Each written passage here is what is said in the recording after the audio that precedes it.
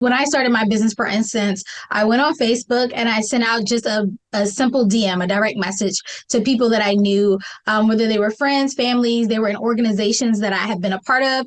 And the message was simple. I said, hey, if you need these products or if you know someone who does, please send them my way. And just through those DMs, I got my very first 3 clients, right? No website, no social media, no fancy ads, no nothing. And that gave me the finances to invest in my first coaching program.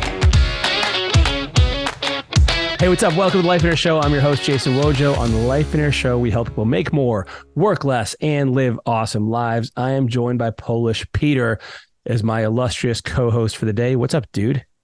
Not much. Illustrious. I like that term. Yeah, man. We're stepping up. This is going to be the Life Inner Dictionary show. Well, yeah, I need to look that up, actually, I think. But say that 3 times, like really fast. Illustrious. I don't want to intimidate our listeners, man. They might, just tune out. You do tend to use big words once in a while, like complexifying the conversation, I know, man. I try not to do that. Like, I don't know why. That's maybe it's I have a deep insecurity about my vocabulary. I have to throw in like big words. I don't know what it is. I didn't want to say it. So, yeah, I know. Well, listen, man. Yeah, that's it. So speaking of, fears and insecurities, we have an awesome guest on our show who's going to talk about how to work past that and how she was faced with some real challenges in her life that could have really shut her down like permanently in terms of like, just giving up on her dreams or aspirations. And instead she chose a different path. And so before we get into the actual story, it's the woman's name. She's awesome, very energetic and super fun on the show. Her name is Cori Fonville Foster, and she now runs a business coaching services. Yeah, for small business owners. And cool. Yeah. The one thing that I liked about this particular episode is she was diagnosed with some rare disease, and she was one of the people who actually said, well, here's how I'm going to do it. You know what I mean? Yeah. And how I am going to use that to help me, to help others, and not get me to stop me in a way and things like that. So I want you guys to listen from the perspective, because if you have something going on in your life, something happened that's, hit you upside the head, like traumatic event or whatever it might be, you can use that. And she talks about a little bit in the episode how that had kind of happened for her. And so that's a great perspective to have in life. Well, that's a really interesting and great part of the conversation you'll enjoy. And the second part is she gives some very practical tips for growing and scaling your business that don't require, a blue chip business budget. And so that'll be really valuable for you if that's a position that you're in and you want to do that in your business. All right, let's go right now to our interview with Cori Fonville Foster. Hey, Cori, what's up? Welcome to Life Inner Show. Hello. Thank you so much for having me. I'm so excited to be here. I am super excited to have you. You have an awesome story. And what I love about your story is like you took something that, could potentially defeat a lot of people or cause them to hang it up or like play, the woe is me card that they may never get past. And maybe that's you. And before I even unpack what that is for people, you have done something pretty incredible with this, and now you help a lot of other business owners with their businesses. And so rewind for us how you even got to where you are right now. Yeah, it's a long story, but I will make it short. I actually have a background in the medical field. Love that. Didn't think I would ever leave. But fortunately, I was diagnosed with a rare eye condition. It's called uveitis. There's no cure for it. And so when that kind of happened, I had to make a big shift. Doctors basically told me, hey, Cori, I get this is happening to you, but unfortunately we can't do anything about it. And they basically told me to go home and go blind. And I never like to skip this part of the story because people are like, oh my God, you must have said, no, I'm not going to go blind and did all these amazing things. But no, I actually went home and kind of resolved to the idea that I'm going to go blind. And literally my world was dark emotionally and physically. But eventually about 6 months into just sitting at home doing nothing and kind of having no place to go in life, I decided like I have a calling on my life. Like I have a gift, right? I always wanted to help people, but maybe I just needed to help them in a different way. So I started my first business. It was just a little vending business. I would sell like handmade soaps, salves, like little things. And through that business, I started to notice that there were a lot of small businesses that had really cool products and amazing products, but they didn't know how to market them. They would come to these little vending events on the weekend, make a couple bucks, and then have no more business all week long. And so I deep dived after that into just learning everything I could about small businesses, marketing, sales, promotions. And that is how I came to be the CEO of IROC Marketable Business Solutions. So there's so much there to unpack. Like, but I want to rewind for a second. Like, how old were you when you got this diagnosis?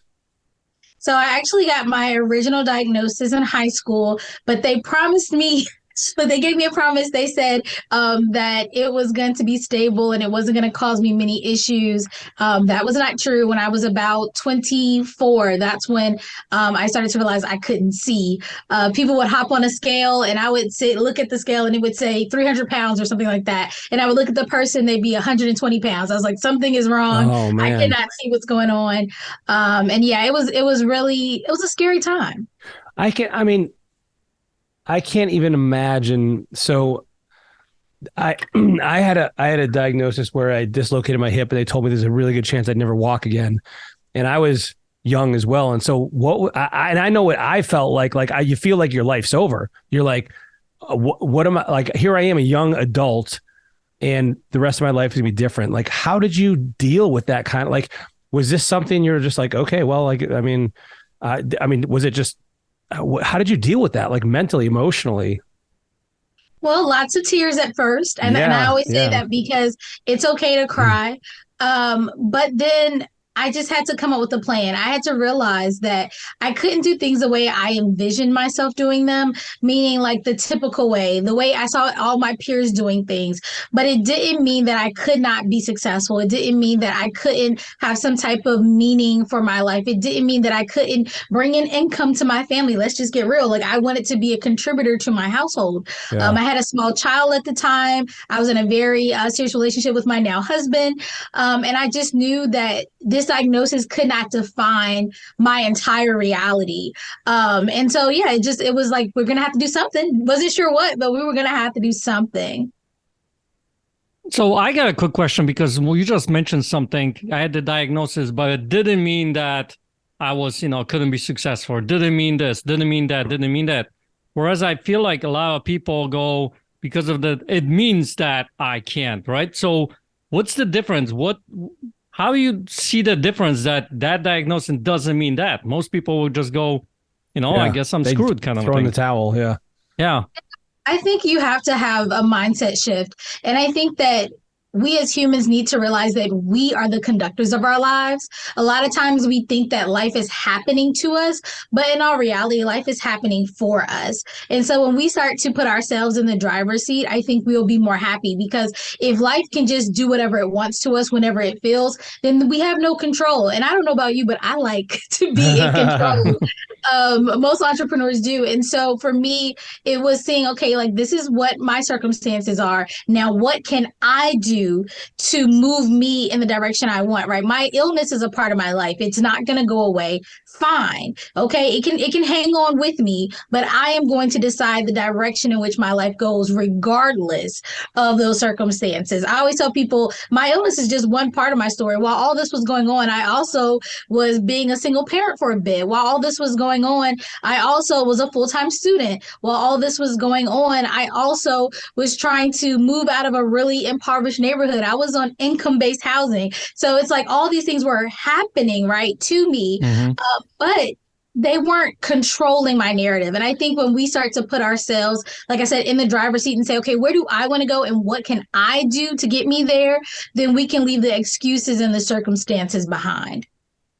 That's amazing. And I wonder, were there people that poured into you, or what are some of the things, or was it reading inspirational books, or were you always like this? Were you always like, nope, I'm not going to, or you're like, nope, I refuse to accept, what are the influences that you feel attributed to your success? Well, I think my mother would say I was very stubborn as a child, but I definitely really good people around me. I connected with some amazing entrepreneurs early on they had what I call a hustle mentality. Like, regardless of their situations, they were going to keep hustling until they got to where they wanted to go. I had really good friends. I had great mentors. And then once I really started to deep dive into business, I had some amazing and still have some really amazing coaches. So definitely didn't do it alone. I am a little bit of a religious person, so God definitely had my back as well. Yeah. But I definitely Hey, but I definitely knew there still had to be some type of burning desire within myself. I think sometimes we lean too hard on the people around us to give us like validation or for us to get the like, okay, this is for you. And I think there just has to truly be a burning desire within yourself to make your life what you want it to be. And then use the outside things around you, your friends, your family, your support system, books, podcasts like this one to also inspire you. But don't let these outside people be your end all be all, because what if they go? What if they don't agree? What if they don't understand the vision you have for yourself? Then what's going to happen to your drive? So definitely start within, and then definitely leverage the network you have around you. Yeah, that's awesome. That's great advice. All right, so here you are. You're like, okay, despite and you go through your period of adjusting and praying and thinking and coping and all this, and you get into your first business and you're doing this stuff, and then all of a sudden you realize like, like there's a need here for people that are not doing this as best they could be, and so tell me how you started to realize that and how you started to move in that direction. So I started really small. So like I said, I was going to these events. I was seeing people with just such cool and amazing quality products. And I said, okay, how can I help myself and these people make more sales? And so I did a lot of deep diving. I went to good old YouTube University. I invested in courses. I invested in coaches to learn a lot about marketing, especially small business marketing, because I knew that the people that I wanted to help didn't necessarily have the big budgets, right? They didn't have a whole bunch of capital. They didn't have investors. And so I said, what can we do on our level that could still help us make the type of money that we wanted to make? And so I actually started off my business as a virtual assistant. I said, okay, I can help in a really small way. I can be a part of their team. And then I would learn even more, kind of seeing the background of these businesses. And then through that, just more education, I was able to start the business I have now, where we help small business owners all over the country with their sales, their marketing, their business strategies. And it's just been a super amazing, journey. So do you think this is something a lot like, I think of a small business owner and they're typically someone who's like doing everything, and it's oftentimes a one woman, one man team. And maybe if they're lucky, they have like a VA or two, or a staff member or two. But like you said, like money's tight and time is tight. Like, so what are some of the, I mean, you've been doing this now for a while. Like, what are some of the things you've found that are some of the lowest hanging fruit for business owners that they can start kind of like to and you help businesses scale and do these things? Like, what are some of the things that you've seen repeatedly that we can share with our business owners that are listening? So there's a few things you need to figure out at the beginning of your business, or when you've decided to take your business seriously. Because some of you may have been doing business for a little bit, but maybe as a hobby, and you've decided, okay, I really want to make a go of this. The first thing is to have a plan. I think a lot of people are frustrated with their results, but they don't realize they don't actually have a plan in place. You can make a business plan for free. There are sites dedicated to helping you build your business plan. And I feel like that's going to be your first step before you do any marketing, before you invest in any software. Have a plan, understand kind of where you are right now in your industry, where your finances are in your business, and then where do you want to go in the next 30 days, 60 days, 90 days into the year. Because once you have that clear plan, then you can decide, okay, what pieces of the puzzle do I need to add to this to get to that desired goal? And so do you think that most business owners kind of just go into business because they, have an idea of what the market needs, or they like doing something and they're like, hey, I'm good at baking cupcakes. I can open a bakery. Like, do you think this is a step that like the business owner will even they'll need to take so they can even see if this is actually potentially for business. Like they're going to do the work, they're going to see who their competitors are, what their margins are, and all those kinds of things. Is that where people like really, this is I guess a step they skip? Yeah, I think they usually do skip this because most people that I've come into contact with want to monetize their passion. So they wake up in the morning, they say, enough of this 9 to 5. They don't always quit their job, but they say, enough of this. Like, I want to live my life and I want to either help the people I want to help or I want to do this thing that I love every day, whether it's knitting quilts or, being this amazing coach or consultant. They want to monetize a skill or a passion of theirs. And usually new entrepreneurs skip the whole research step. They're like, somebody needs this. They didn't do any market research. They're not diving into the industry. They're not looking at the numbers. They're not putting out surveys. They are just saying, this is what I want to do. And while that sometimes works out, hey, I'm proof of that. I definitely didn't do the research. I just jumped out after I said, I think these people might need what I want. I think that I think most entrepreneurs, we could go back and rewind time, we would stop for a moment and not just jump into the excitement of it all and say, let me look and see what's going on in this industry. Let me give myself some information so that I can position myself where I should be to really make the most impact and make the most profit. Well, because I think that kind of makes it real. Like once, because it's easy to kind of dream about starting a business and even start a business, but all of a sudden when you actually realize there's work involved and you got to kind of take into consideration the market, it gets a little more real than just like a little side hustle or, you're selling a little things here and there. So yeah, I can totally see the value in that. And frankly, there's probably some fear involved too, because now you're actually aware of your competitors and who else is out there, and that might get in your way and hold you back. All right, so we got a business plan. What's next? So once you have the business plan, I like to go into understanding, part of the business plan is understanding your target audience and understanding what you want to sell. So as long as you have clarity over who you want to sell to and what you want to sell, then I think it's fine to go ahead and start marketing those products or services. And for small business owners, I always tell them, don't go out and rush to get ads. I know they look fun, but they can be very costly, especially if you have not sold your product already. And so I always tell my audience, start with leveraging your network. People that are already in your network, these are the people that will probably be ready to purchase from you first, because you have to have 3 things in order for people to want to buy from you. They have to know you, they have to like you, and they have to trust you. You may have heard it before, but it's true. And people that are already in your network already have those 3 things. And even if they can't purchase from you, maybe they're not your exact target audience, they may be the best people to refer you out to people who are your target audience. And so, okay, so if someone, so what is it? And I've always kind of wondered how people kind of do this. Is this like a method of, am I going to networking events? Am I just looking at who I already know, the people at church or the gym or my family and friends? Like, what are some of the pockets I should be thinking about looking in, like as someone who's starting off in this area? So I definitely, when I started my business, for instance, I went on Facebook and I sent out just a simple DM, a direct message to people that I knew, whether they were friends, families, they were in organizations that I had been a part of. And the message was simple. I said, hey, Cori here. I am now a virtual assistant. I said, if you need these products or if you know someone who does, please send them my way. And just through those DMs, I got my very first 3 clients, right? No website, no social media, no fancy ads, no nothing. And that gave me the finances to invest in my first coaching program.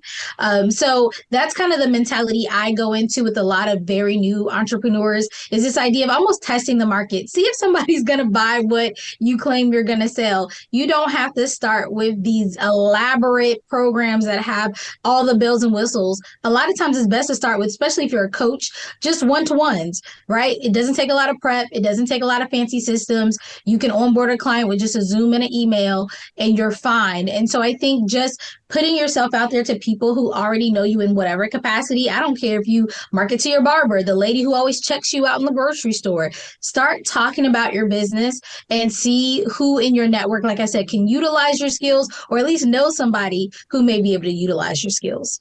So do you think so this is something I've always wondered about, and I think a lot of people get stuck here is like, let's say, for instance, you do coaching, right? Like that's your main business.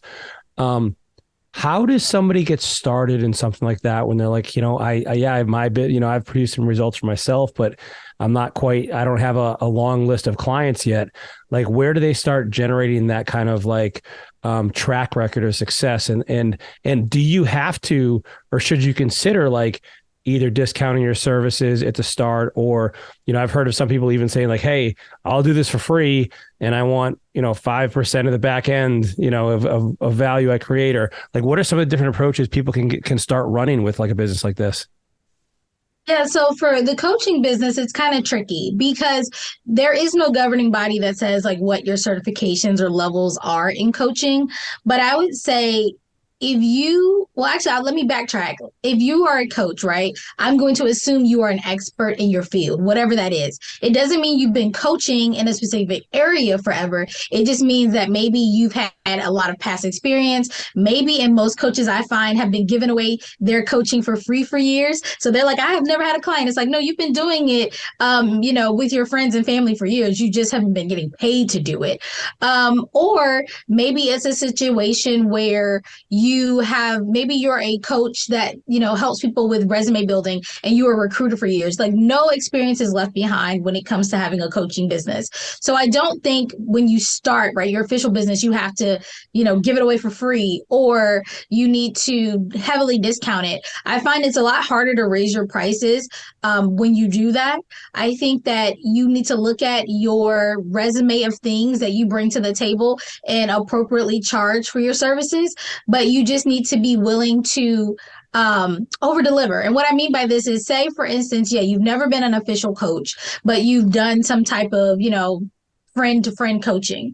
So you get somebody on a call, you tell them about how this coaching will benefit them, and they say yes. You charge your rate, whatever that may be based on your skill set and whatever your industry standard is. And then when you get into it, if you find, okay, maybe your onboarding process sucks, give them more time, give them more onboarding, give them more training. Maybe you wish, they're halfway through the program that you would have included a course. Create that course and give that to them as part of their program. You can make adjustments as someone is going through your program, as long as you at least give them what they paid for, but you can always over deliver. And so I think that that's something to keep in mind. I don't like going into this idea of, I'm going to give this to you for free. Now, do I give away some coaching sessions here and there? Yes, but they're not in this idea of, I'm not worth my rate. And I think that that's what most people are going into it. Like, I don't have any social proof, so nobody's going to buy from me. Get that out of your head. If you are amazing, and you know that you're going to make massive impact in someone's life, then they should invest in you accordingly. I think that's awesome. And we see that a lot. Peter, I'm thinking of, one of our mutual friends who, she's a health and fitness coach, has all these certifications, degrees, has helped, I don't know about hundreds, but certainly dozens of people. And when she started charging, it was like a fraction of, I'm like, what are you doing? Like, no way, this should be like triple this amount. And she hadn't built the confidence yet. She's like, well, no, who's going to pay me? Like, I'm like, what are you talking about? Like, you have, look at all these experiences you have. And just because, like you said before, like, just because you haven't charged people for it doesn't mean you haven't helped people. And so I love what you said there. So I think that's totally valuable. I think we tend to sometimes let fear dictate those decisions early on until we build up like that confidence. Hey, so let me interrupt this episode. And before we get back into it, here's what I want to share with you guys. One of the things that we do throughout the year, all over the country, is we do this event called Business Builder Event. This is the event where we literally outline, help you figure out and create a business that you love and a business that support your life.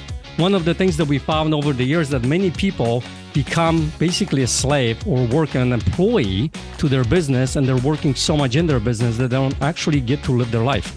And in this particular workshop, we help you redesign that, a business that supports your life. So what do you want to have for them, Bojo? What do we have for them because of that? Man, well, Peter, because they are loyal listeners, and I know they're tuned in every week, and they've told everyone in their life about the Life in Air Show podcast, we have a very, very special offer for you. Now, by the way, I don't know how long we're going to offer this, so don't. This isn't forever.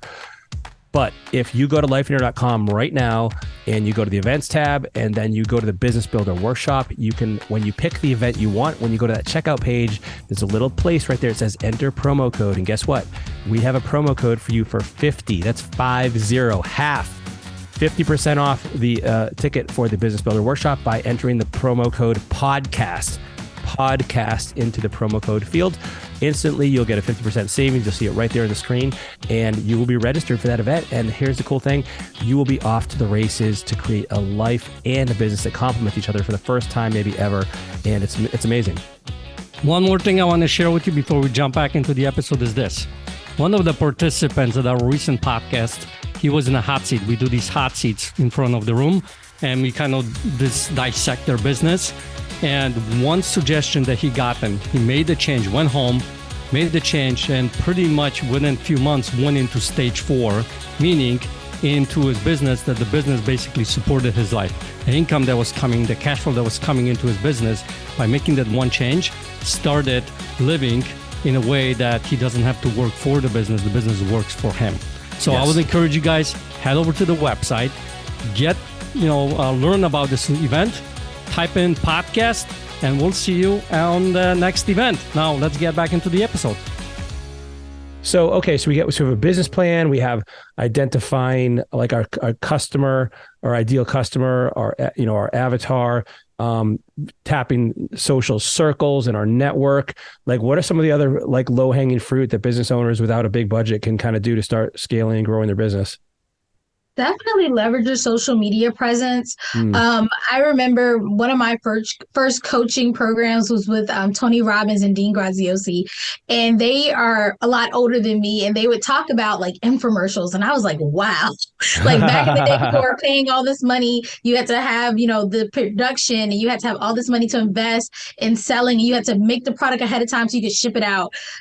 We're lucky. We live in an amazing time in the world where we don't have to do that. If I want to get in front of thousands of people, I can go on my regular cell phone and go live to all of my Facebook friends, all of my Instagram followers, even get on TikTok and do a little dance. Like I can do that for Peter free. Does that too, by the way. Oh, really? Cool. He does a lot of little Polish Bojo dances. tried it. It doesn't work. When he shoots a video of it's, like a dancing. I broke the internet. I broke the internet when that happened. Oh, that's right. I gotta go see this. But yeah, I think just leveraging your social media, going on there and showing up as the amazing entrepreneur that you are consistently is going to be your next big step. Again, it's free, so there's just no excuse. I'm very like no excuses about this. I think for most people, they're a little apprehensive. One, they're like, especially if they're still in their 9-to-5. What if people see me, right? My colleagues see me. What if you're trying to leave that job anyway? Who cares? Or they're like, what if my family sees me? Okay, well, they should support you. And if they don't, then hey, unfriend them. It's fine. But I think we have to start getting in the place where we're like, we are going to push this information out, right? Give massive value. And that is a free thing that we all have access to. And that's our social media. So so I gotta pause here for a second, because I talk to so many people that are terrified of social media in terms of, number one, gosh, what if I can't stay consistent? What if I run out of good things to say? What if I run out of content? And two, what if nobody likes it? What if nobody shares it? What if like people make fun of me? And they're afraid to put themselves out there. Can you address that at all? Yeah, because I get a lot of those what if questions. And the what if question I never get is, what if everything works out? They're like, what if the bad things happen? But what if great things happen? But one thing I love doing on all of my platforms is being authentic and showing the realistic parts of entrepreneurship. And if you're listening to this or watching this, you can actually go to my actual business page. If you scroll real far down, there is a video of me. I was doing a live. I was feeling good. I was walking. I was just doing like a morning walk, going live, just pouring inspiration out. And out of nowhere, a dog just comes running at me and I freak out. That video is still there. Yes, I am like panicked. I'm just shook, but it's there. And you know what? People like that video. They do. And they like it because it's showing me I'm not always super polished. There's another video of me late at night sitting on my office floor in my pajamas and a shower cap. Like, oh my gosh, I can't go to sleep yet because I still have more work to do.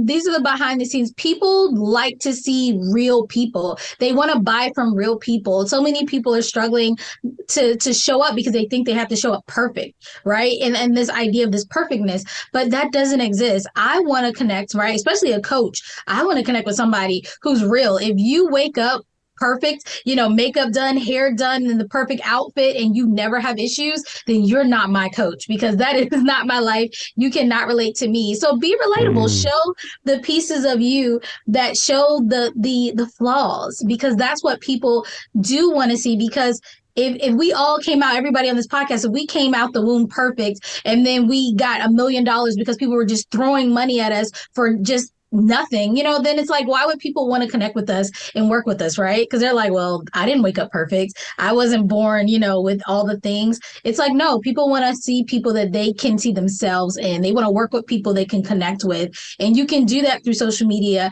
whether your Zoom messes up, whether you're, you trip over your words. I've literally fallen out of a chair mid video recording. And it's like, hey, it's okay. They see me slide back up into my seat. It's fine. This is reality. And so don't worry about it. Just get out there. I think, again, it's the excuse of the what ifs. What if everything works out? What if somebody hears your message and it connects with them and they want to work with you? What if you touch somebody's life? You know what I mean? Yeah. You got to think about the positive impacts as well. What if you look like Vojo? Can you still go and do this? Yes. I literally have been live post-surgery with like the patch over my face, and people still connected with me. And I actually got a lot of people saying how inspirational that was, that I did show up consistently, because I was like, I'm going to come. I was doing a Monday night live, and I was like, I go every Monday at a certain time. I was like, I'm showing up for you guys. And you know what? People started showing up more for themselves, because they were like, gonna do it, then I'm for sure gonna do it. What's my excuse? Oh, I'm cooking. No, I'm gonna put my camera on while I'm cooking, or the baby's crying, I don't care, I'm gonna have the baby on my hip and I'm gonna still do it. So I think that even as entrepreneurs, if we show up, we can inspire others to show up as well. I think that's awesome. Energy. Wow. Yeah, that's awesome. And I think it's so true. As you're talking, the thing that hit me is like, that's what entrepreneurship is. It's a bunch of imperfection that you're trying to move this thing in the direction that you want it to go. But like, you got kids, you got responsibilities, you got a messy house, you got bills, you got like, and you're just kind of corral everything and move it. And I think sharing that journey with people, I think gives people permission to kind of like, that's okay. That if your life is like that too, as long as you're moving in the right direction. And we spoke before we started recording about taking action. Like, that's something you're passionate about as well. Like, talk about that a little bit and how that has influenced your business success. Yeah. So like I said, I've invested in lots of coaching programs and they've all been great. But one thing that I've seen from working with clients and being in programs is we spend a lot of time on mindset, like trying to get people over the hurdles of imposter syndrome and their self-doubt and their negative self-talk and all the things. They really exist and they are hard as crap to get over. They just are. And what I have found is when people get stuck in that mindset part, they never take action. And so when I decided to do my own coaching programs, I said, you know what? I know you're going to have all these hiccups, right? They're going to be like, I feel this way. I can't do it. What ifs, all the things. I said, we're going to skip that. We're going to skip that. We're going to do it scared. I'm going to make you take some type of action today, right? It can be a small action, but we're going to take some type of action where you can see a result right away. Because when you see that result right away, then what does that do? It builds your confidence. And I would say there's nothing more exciting and that builds your confidence faster than hearing that ka-ching when somebody's money clears, right? And so instead of me having you sit and say, okay, let's work through these mindset things before we take action, we're going to take action now so that you get some results that will just improve your confidence and make you go faster and further. And what I have found is as people's confidence grows, then they just take bigger and bigger action, which of course is going to give them even more amazing results. So I'm all about the action steps. I think that's so true. And so when you say, let's say somebody has, and I think a lot of people have like some, Zig Ziglar says like stinking thinking, but if you can just take some small action, like over time, somebody who doesn't think they can ever lose weight. Okay, well, just walk 50 feet, like starting today, like, and tomorrow it's up 75 or whatever. Like you can eventually build up those small, muscles, the metaphorical muscles, to start seeing results, and that builds confidence. I love that. And I think it's so true. And so that's awesome. And so you're saying, I love what you said too. So you said, we're going to do it scared. Like even if you're scared, you're going to do it anyway. And that's something you help people with, I'm assuming. Like, are you kind of just holding their hand and guiding them? Like, how do you help people take action? Yes, I call it the white glove service. We're going to guide you through. But yeah, we do. We hold your hand through it. So for instance, I'll have a client that is terrified to go live, right? Afraid to. And I'll say, okay, fine. The first day, let's just record a video. And the goal of the video can be you can talk about anything, but we're not going to delete it. We're not going to delete it. Whatever happens. You can pre-record it. The next day we'll say, okay, I want you to go live, even if it's only for 5 minutes and you still can't delete it. No matter what happens, no matter what you say. I don't care if you sit up there and just stare at the screen. We're going to go live and we're going to just keep it there and you can't delete it. And then what happens if anybody's ever tried to go live, usually that first one does really well because people are like, hold on, I've never seen you go live. Or you end up talking about just you and your story or how you are afraid to go live.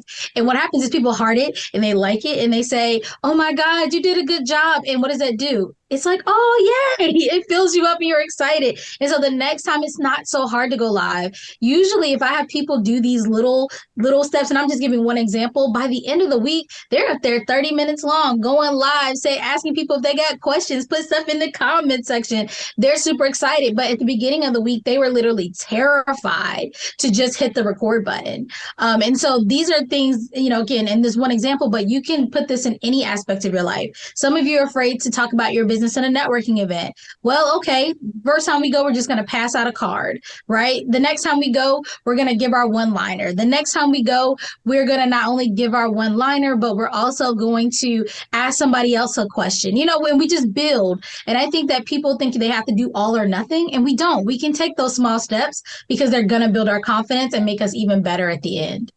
There's a while where I was afraid of having a podcast because I'm like, okay, how I'm going to run out of people to talk to. I don't know what I'm going to say. How do I can stay consistent? I got to deal with Peter on a regular basis. Like all these things were just like, they've all come true, by the way. but here we are, and so I think there's so much to be said to that. And I think you're still afraid of doing a podcast. I am. But yeah, here we are. Right. And so, and tell people a little bit more about how you help them specifically. Like you have your coaching program, the IROC. Is it IROC MBS? Is that what you call it? Yes. It's just short for Marketable Business Solutions because that is a very long name. But yeah, IROC MBS. So we have one-on-one coaching programs where you can let us know your goals and your business, and then we can develop a way to get you to those goals. I'm very about customization when it comes to one-on-one coaching because one, you're investing in it, and two, I feel like sometimes you know what you want to do, you just don't know how to get there. And so through talking with our potential clients, we find out, okay, again, what are your goals? 90 days, 6 months. And then we break those down into what? Action steps, right? Because I'm going to tell you, we're going to take action to get these things done. And then we hold your hand through the process. We give you lots of resources. And when things happen that you don't like, because, that happens in life, you're like, oh, I did a launch and it didn't work exactly right. We also help you figure out what did or didn't work and build on that. Because I don't want you to think that everything is perfect all the time, because as an entrepreneur, we know that's not true. But we do help you through that as well. So it's not just the pleasant things. We get real down and dirty and make sure that every aspect of your business is where you want it to be. That's awesome. Where do they find you? You can actually find me at IROCmarketablebusinesssolutions.com. There you can see our coaching and our marketing services. But you can also check me out on social media. You can watch me fall out of chairs live, all that kind of fun stuff. But yeah, you can find us at IROC Marketable Business Solutions. If you just Google that, we're everywhere. Wherever you want to see us, we'll be there. Love it. Cori, thank you so much for spending time with us. All right. Thank you for having me. This was fun. Man, she is energetic, dude. Like she is on fire. Yeah, you need to raise your energy, dude. I know, man. I felt like she's like taking over the show here. Like, yeah, she's just like a spark plug, man. So energetic. And I guess but think about how much that energy has served her. Like, you know, and I'm sure like when she got that diagnosis, like, you know, like when I mentioned my diagnosis, like, dude, that is like, that's a heavy weight. And like, I had to really wrestle with mine until I came to the realization, like, nope, I'm not going to let this, you know, define me. And she made a similar choice, and she's like, nope, I'm not gonna just be a, you know, non-productive kind of like just sit around and let my life pass by. I'm gonna do something about it. And so I think it's awesome. So listen, I want to ask you something because I've never really asked you this, and I'm going to put you on the spot here. When you were diagnosed with that and talk about, you know, not be able to walk, if you didn't take this view on how you actually approached it and all that kind of stuff, do you believe that you wouldn't be able to walk right now? Dude, I don't know, man. Like I'm afraid to even think about that because I mean, he was, dude, I don't know if I ever shared the story in the podcast, but basically he was telling me I was going to need a hip fusion. And if I didn't need a hip fusion, I definitely would need a hip replacement. If I didn't, and I'm like, well, what if I'm not 1%? And he's like, well, if you're the 1%, you're going to have debilitating arthritis in your hip but in another 5 years for sure. I'm like, well, is that a guarantee? He's like, well, 99%. I'm like, what if I'm the 1%? And he's like, well, that, you know, and I just kept going. And then, of course, that was just me asking questions. And then I went back and just bawled about it, man. And just thinking about like, here I am, like, you know, this is 99. So I was, you know, basically still a kid, really young adult. And I think the way you look at that stuff really has a tangible effect. And, you know me, I'm not a woo-woo guy, but I believe in the power of the mind, like no one's business. Like, and I refuse to accept that diagnosis. And she's kind of like, hey, I refuse to like, just let my life go to, I can't see, but I'm not going to let my life be nothing. You know, we think of, you know, Nick Vujicic, like the guy, you know, gentleman, no arms, no legs. And I saw him speak back, gosh, might have been 2007, 2008. And it's just incredible. And so all of us have something, some much, much, much, much more challenging than others, though. Yeah. And I think, you know, this is one of those conversations that when people start looking at their lives, and she mentioned this on this particular episode, and I talk about this all the time, is this idea of life happens for me, not to me. Yeah. And when you really embrace it, when you actually see it through that lens, that life is happening for me, not to me. And you see because here's the thing, it's easy to look at the things that are good, right? Things that are fun, things that are aligning with your vision or whatever it might be that are happening for you. But what about the things that, you know, hit you upside the head, things that are like traumatic, things that, you know, you get in an accident, you get a diagnosis, or someone dies in your family, or whatever it might be. How you look at that perspective as things are happening for me, not to me. How is this happening for me? Right? I think there needs to be a lot of courage to look into that area and find a little tiny spark, something small, to start kind of igniting it and see, how is this happening for me? And then you start letting it grow and grow more. And pretty soon, I think you're going to be operating in a much different space, like she is, like you did. And so many people that we know through our journey that we've been when we're doing the podcast, right? Or we're doing the events, we see a lot of people who are still looking from the perspective, it's happening for me, not to me. Oh, man. But I think you got to really, it's not just a cute little phrase, oh, life is happening for you, not to you. Right. It's not just a cute phrase. Like you got to believe it. And I think you said as well, like it's easy to do it when things are going well. But if you have that same attitude when something happens that's bad, you know, whether it's just a little bit bad or really bad, like, and you still have that attitude, think about how different your appreciation, your perspective, your, you know, the filter and the description and how you kind of think of that thing, like how different all of that's going to be. And it's pretty miraculous. And if you actually said, thank you, God, like when something bad happened, like, thank you, God, for this opportunity to show me something, or you're doing this for my benefit, right? Like that's pretty remarkable. Yeah. And one of the things that just popped into my head as you were talking is the ability to be grateful. And, you know, in those moments when, especially when the deep valley, when something just hits you upside the head, like you get diagnosis, what can I be grateful for in this very moment? Right? Yeah. Because there are so many other things that maybe that's what creates that spark, I think. when you start looking, I can be grateful for that I'm still alive, that I'm breathing, that I'm whatever it might be, right? And when you start looking from that perspective, I think all of a sudden things start to shift a little bit in your life to help you get to the next day and the next day, and then starts to grow more. And before you know it, you're, someone like she's on fire, man. Yeah. And she's going after her in life and business and helping others and, embracing her true authentic self. One of the things that I love what she's talking about. I fall off the chair, I keep doing their life, right? Yeah. I get scared by the dog and I kept the video on and people find that, the reality is really important. Authenticity in today's world, I think, is super duper important. Well, I think that's probably, super duper. Yeah, you did. Super you duper. did. I think that perspective, and in fact, that what she went through is probably a large contributor to her success as a coach, right? Mm-hmm. And not even talking about her technical or strategic abilities, or how or her skill with marketing and growing the business and all that. Like that's all stuff that can be learned by anybody. And so she could have that, but that other side of the equation, I believe, has empowered her a lot to have an impact on people. And together, that's an incredible combination, right? When you have somebody that's overcome amazing things, and they have the marketing, the technical, the strategic knowledge, and how to make things happen. Like, you combine those, man, it's explosive. It's awesome. Yeah, because you can relate to them, I think, much better to the people. Yeah, and you can say, like, gosh, if they can do it, can I do it? And someone like that cheering you on, I think that's a big deal. And like, she mentioned the people, that poured into her when she was going through that challenge. And that's what we talk about that all the time on the show, is like making sure you're around the right people. Exactly. Yep. Hope you guys enjoyed it as well. If you liked it, help us reach more people. Help us share this message beyond just yourself. Share it with the people who you love and you care about and you want to see succeed. Give us a like, give us a comment, give us a review.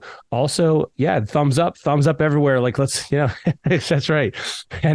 And that's how we reach more people. Weird faces too as you're doing that. That's how the algorithms pick us up and know that we're even a thing. I don't know how many millions of podcasts are out there, but if you're enjoying this, like, help us share it, because like together we can make an incredible change in this world. All right, we will see you next time, everyone. Thanks for listening.